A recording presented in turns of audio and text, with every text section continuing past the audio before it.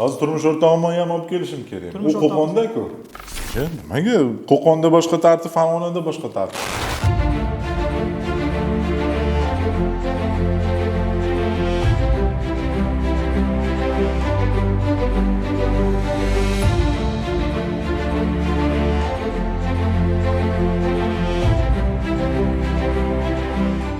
Men Farg'onaga ish bilan kelib, mashinamni sotib yubordim hozir. Oluvchilar ham shu yerda turishibdi tashqarida.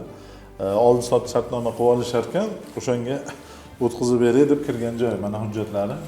Mashinani sotgansiz. Necha pulga sotdingiz bu mashinangizni? 160 millionga. 160 million pul to'liq oldingizmi? To'liq oldim. O'rtalaringizda oldi berilib qolmadimi? Qolmadi.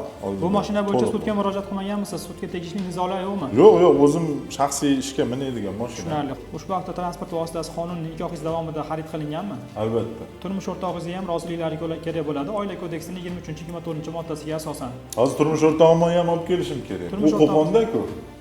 Nimaga?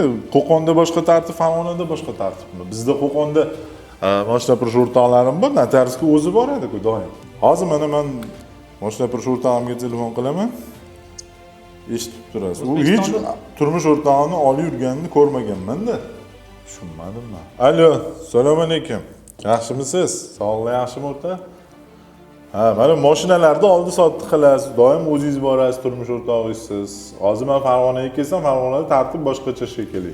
Qilib berishmayapti o'rta hozir bular. Men nikoh shartnomasini tuzib qo'yganman. O'shaning uchun turmush o'rtog'imni notariusga olib boringman. Ha, sizda nikoh shartnomasi bormi? Turmush o'rtog'ingiz bilan. Ha, hozir notarius bilan jicha nima qilib hozir Sammanga borib qoldik-da. Mayli, o'rtoq, qilib yuboraman hozir chiqib. Rahmat katta. Aka, nikoh shartnomasi bor ekan o'rtog'imda. Nikoh shartnomasi nima o'zi?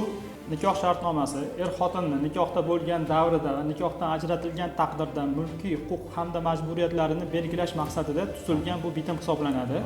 Nikoh shartnomasi taraflarning kelishuvi bilan barcha mol-mulklarga yoki o'zlari xohlagan mulklarga qilishlari mumkin bo'ladi. Nikoh shartnomasi qanaqa qilib tuziladi? Nikoh shartnomasini O'zbekiston Respublikasi hududidagi istalgan notariusga murojaat qilib, o'sha yerda rasmiylashtirishlari mumkin bo'ladi. Agar istasalaring, bu nikoh shartnomasi onlayn tartibda rasmiylashtirish ham joriy etilgan. Uylaringda yoki dunyoning istalgan hududida, istalgan joyda bo'lishlaridan qat'iy nazar, bu nikoh shartnomasini onlayn rasmiylashtirish ham mumkin bo'ladi. Rahmat kattakon. Ming bor uzr. Hujjatlaringiz bezovta qildim sizga. Rahmat kattakon. Sog' bo'ling.